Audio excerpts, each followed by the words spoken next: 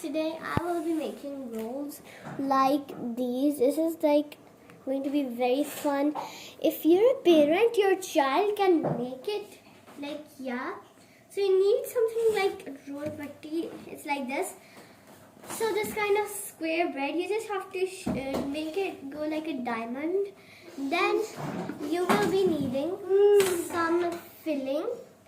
I have this filling.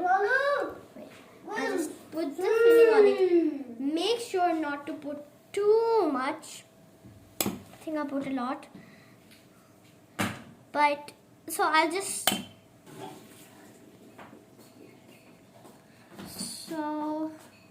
like that we're going to do it. And when you're halfway, like when you have this pointed place, you're just going to do it like this, like where like this stopping this place ends. Then do it like that. When you're done with them both, just do this. Have some water, put it over here until a bit of color changes.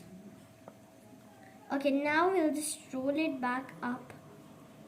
And if it's not sticking that well, just do it from down, like that. And your roll is done. But then you just need to fry it and then it will be really done. It's looking so